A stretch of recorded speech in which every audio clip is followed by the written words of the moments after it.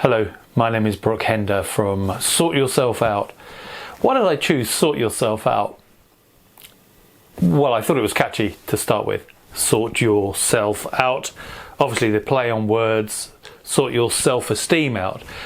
Because my main focus is on self-esteem, our relationship to ourselves. Because I know from personal experience and from working with clients that how we feel about ourselves underpins everything a lot. It certainly is a major influence. And so it would be very easy to conclude that self-esteem is something you have, something you don't, and that if you don't have it, then you need to have it, or that your level of self-esteem isn't high enough and therefore you need to improve it. And that's logical. If you don't think you're good enough, if you don't believe you're worthy enough, you don't deserve love, that is going to impact on the choices you make, the actions you take, and whether you're going to work to get your needs met, for example. So it is important. But the more I work with people and the more I read, the more I study, the more I discover that it's really not clear. I mean, a lot of people don't even know how to describe self-esteem. What is self-esteem? And is it loving yourself? Is it liking yourself? Is it accepting yourself? What is self-esteem? Now, there's a definition by Nathaniel Branden, who has written a lot of books on self-esteem. A very good one is the six pillars of self-esteem, which is a very interesting and useful book for discovering what supports self-esteem. But he says, self-esteem fully realized is the experience that we are appropriate to life and to the requirements of life. More specifically, self-esteem is 1. Confidence in our ability to think, confidence in our ability to cope with the basic challenges of life. It's important to remember that life is going to present challenges because that's what life is. And 2, confidence in our right to be successful and happy, the feeling of being worthy, deserving, entitled to assert our needs and wants, achieve our values, and enjoy the fruits of our efforts. That's a great definition. I think it covers a lot. It doesn't pretend that we're not going to have challenges in our life, because life is about challenge. It's not about, for me, the meaning of life is how I deal with challenges, is what the challenges are. There's always going to be something, whether it's something we feel about ourselves that we need to overcome perhaps, or find reconciliation with, or death, disease, jobs, relationships, life. And so that definition really encapsulates everything, I think, as far as I'm aware. And it's certainly a neater description than I can come up with so far. So it is about how we meet challenges. It's also about recognizing that we are and should be able to have our needs met, our wants, to be happy, to allow ourselves to be happy. Now, this is all well and good. I talk about this a lot. I share that quote a lot. People go, yeah, that's great. Yeah, I really get that. But how does that help me? That's not how I feel. And so it's great talking about self-esteem, and it might be useful, it might be helpful, but for a lot of people, it doesn't change anything. And people want change. I certainly want to change. I still struggle with aspects of self-esteem. It's not that I have amazing self-esteem. And again, I don't even know what that means. I don't want to stop being a human being. I still have doubts, challenges, fears, vulnerabilities. I'm a human being. But I know that I've improved how I feel about myself, and that I now, to a greater degree, realize that I deserve to be happy, I deserve to be loved, and that I'm worthy of being loved, and in turn loving somebody else. Mutual respect, and so on and so forth. So how do we get there? How do we make that shift? Now, there are a couple of positions, and I just want to sort of share them. One is, I hear from people and they say, yeah, I basically believe that I'm not good enough, that I'm not worthy enough, I don't deserve to be loved. And that impacts on my life because I say yes instead of no, I put up with relationships I don't feel I should put up with, I don't assert myself, I don't have my needs met, and that's not good. And it impacts on my professional life, or it can do, or in many ways. There is no one set of effects, of course, it's an individual thing.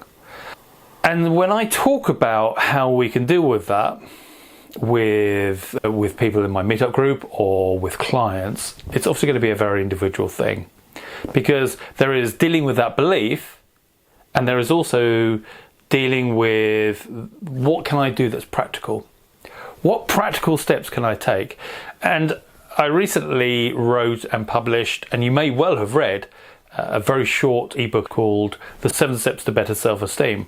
Now, in that book, I don't talk about not feeling worthy, not feeling good enough, nothing about those basic beliefs. And some people have come back to me and said, yeah, that's all great, but what about those core issues? And it's a fair point. What about those core issues? But the reason I wrote that book with its sort of direct steps, and they are the 7 very distinct steps that are about taking action, accepting responsibility, taking ownership, do something different. They're all about you taking responsibility, you taking action, and none of it deals with the belief you have. And some people have, as I said, some people have picked me up on that. But the reason why I wrote it is because it's something you can do. It is action you can take. Because if what you're doing isn't working, do something else, because you know what you were doing doesn't work.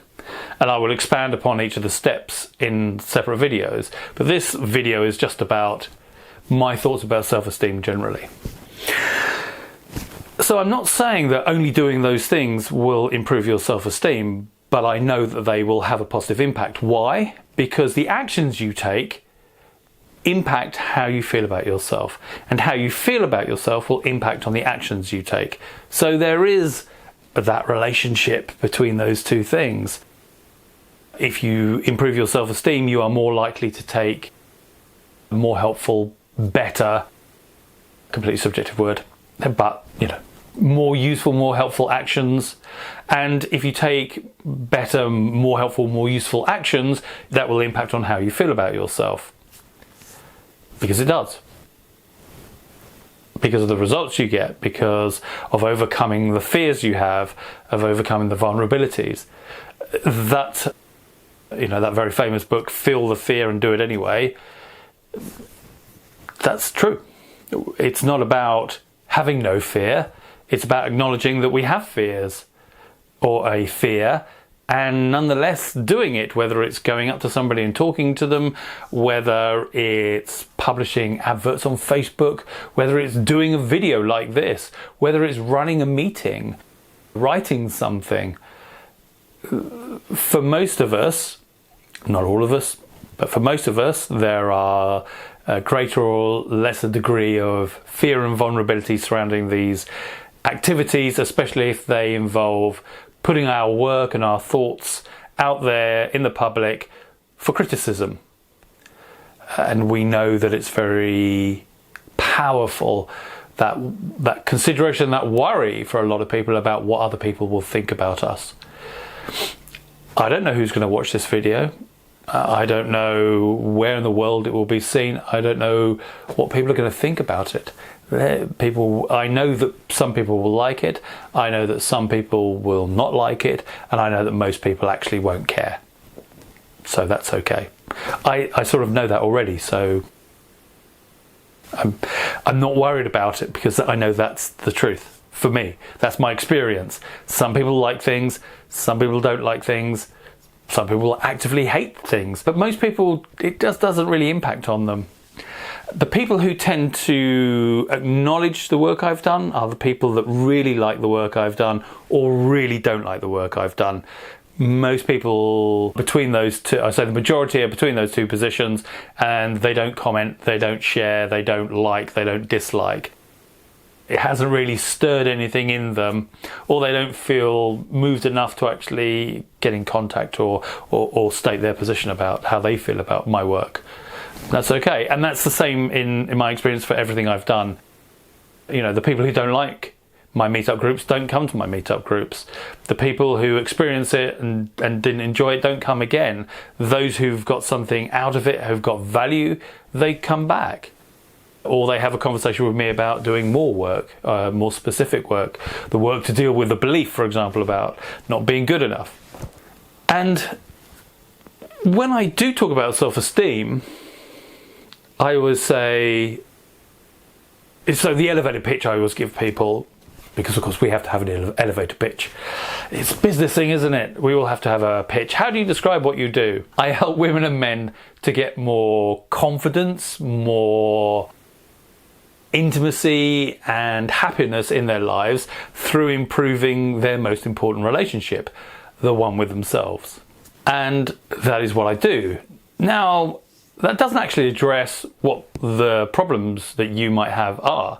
For example, I don't say, if you have a problem with anxiety, let's have a conversation.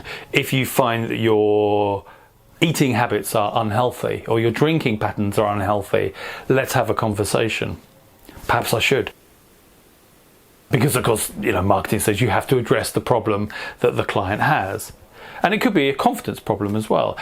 The thing about self-esteem is it's quite often one of the core, if not the core issue of actually what the symptom is. And the symptom is obviously what a lot of people identify as the problem. And whether it's not feeling able to do public speaking, or even speaking in meetings, feeling unable on Zoom, seeing as everybody's on Zoom currently, to express their opinion for fear of ridicule. Or it could be drinking in a way that's unhelpful, leading to unhelpful behaviour, leading to unhelpful thoughts, but the outcome is unhelpful. And the same with eating, but it could be with relationships. And so those are quite often the flag, the thing that sticks out. This is my problem. I have a problem with relationships. I always choose men/women or partners who are not helpful, not good for me, who don't treat me with respect. That's going to be, on some level, about how you feel about yourself, your ability to acknowledge that this isn't the right person for you, and just because they've expressed some interest in you doesn't mean that you should have a relationship with them. But that may not be how you feel at the moment. And so, if everything is about something else, then our problems are actually just symptoms of our real problem, which is how we feel about ourselves. Now, that is simplistic, and there is a lot that goes into that. And I'm not claiming that, you know, everything is all about just self-esteem, but I know it's a major factor. And so I want you to think about your situation. I want you to think about those areas of your life that aren't ideal, that aren't helpful perhaps behaviours aren't helpful. Now, this isn't just personal, this could be professional, because self-esteem isn't something you have or something you don't. It's not black and white, it's not binary. Oh, I've got no self-esteem, I've got excellent self-esteem. It's not one or the other.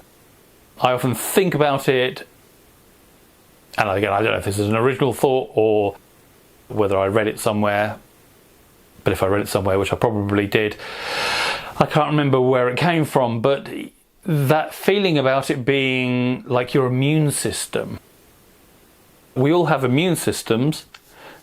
And we can improve our immune systems by looking after ourselves, by exercising regularly, by keeping ourselves healthy, and in turn our immune system. So having a good immune system doesn't mean that we'll never get sick and we'll never get ill. What it does, it means when those things come along, which they will, we are in a position to be able to deal with them in a more useful, effective way than if we hadn't taken all the measures, such as exercise and eating healthily and looking after ourselves, so that we're in a position to deal with them better, more effectively. And I think about self-esteem like that. It's not about, I've got great self-esteem, I don't need to worry about it. It's something I have to work on all the time. It's something I'm always aware of. And by building up your self-esteem immune system, you're giving yourself the opportunity to deal with life's events in the way that's as helpful as it can be. It doesn't mean you won't get upset. It doesn't mean you won't respond unhelpfully. It doesn't mean you will stop being a human being. Death is still going to affect you. Illness is still going to affect you, of course. But your response to it may be a more helpful response, a more desirable response than if you hadn't done the work on how you feel about yourself. You may not take it as a very personal judgment, because the truth is these things happen, unfortunately, to us all to a greater or lesser degree. So when you think about what's going on for you, personally or professionally or both, then look at what the problem is, and then have a think about how you feel about yourself in relation to that problem. Start seeing the links between those things. And taking different actions, making different choices, and seeing what works for you and what doesn't work for you is a good first step. And recognizing that something isn't working, recognizing there's a pattern of behavior that's unhelpful for you, then why not start the work? Why not start to look at what's going on? There's so many good books out there. There's so much content on YouTube. And I'm not saying that it will sort out what's going on for you, but it's a good place to start. As I said, there are so many good books. You know, I've got a whole bookshelf here of various approaches, and there is no one right approach. What I do isn't necessarily going to be right for you. And so it's not saying, okay, I'm not going to sit here and say, okay, by working with me, I guarantee that we'll deal with all your self-esteem issues. I am not the right therapist for a lot of people. The people I attract are the people that I resonate with. You may watch this and go, no, I wouldn't work with him, and that's fine. And so anyway, let me point out some books. So Mark Manson, you can read the title for yourself there. I found personally a very useful book. It's quite a challenging read for a lot of people. You know, books like these, now this is quite a read, but it might provide you with interesting and useful options or thoughts or understanding, because the first step in everything is understanding, isn't it? If we understand what's going on, then we're in a better position to catch ourselves doing things, and that's a useful a useful first step. But there are so many good books out there, and I have no skin in the game on those books. They're just books I sort of find useful personally. There's plenty of others though, and I could just hold up books for the next 5 minutes. So the aim of this video was just to get you thinking about what self-esteem is, and perhaps what it's not. There are lots of opportunities to explore this further. You know, if this video has resonated with you in some way, you can online. I run a meetup group every 2 weeks on a Tuesday evening at 7 p.m. my time, which is sort of London time.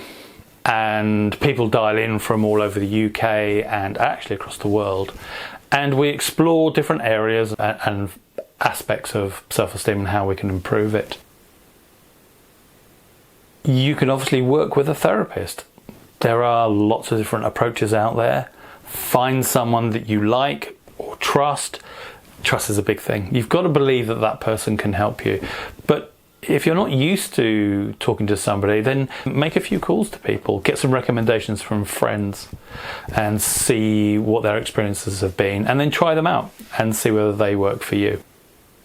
There's no guarantees, but that's okay. It's an investment of time and obviously money, but it's rare that you're not going to get something out of the process. You're going to learn more about yourself, about how you work, depending on the sort of approach you take. And you know, maybe you're not used to sharing with others, and that's a great thing to be able to do in itself, to open yourself up, to know you're in a place where you can talk, and sometimes that's just a great first step. So thank you for your time. If you've made it this far, thank you for getting this far. And I hope it was thought-provoking, because actually that's just what I want to do, is to provoke new thoughts or to get you to think about things in a slightly different way. If you'd like to find out more, there's lots of ways to contact me, and those details will be on the bottom of this video, which will be on YouTube, so it'll be on YouTube. And if you have any questions, ask me questions. I'm happy to help in whatever way I can. And if you find this useful, please feel free to share it. Please feel free to let me know how you found this video for you. Look, I would love to be able to give you the secret of self-esteem. I'd love to be able to... It would be wonderful just to go, you know what, I've got the secret of self-esteem. This is all you have to do. And actually, there are some pithy things. All you've got to do is realise that who you are is good enough. Okay. How does that work? How do I make, but I don't believe I'm good enough? And that's the area of work. That's where the work takes place. There is no secret. There is work to be done to start the process of change in your life. And if you haven't already downloaded my 7 Steps to Better Self-Esteem, download it. Or listen to the audiobook. It's less than 10 minutes. That's how short it is. It is literally 7 steps, and they're actions, new ways to think. And because if you actually take the action on these things, you will improve your self-esteem. And that's a bold claim, but you will, because if you have useful actions, it will impact on your self-esteem, and as your self-esteem improves, it will drive you to better actions as well. Thank you very much for your time. I hope it's been useful for you. Thanks.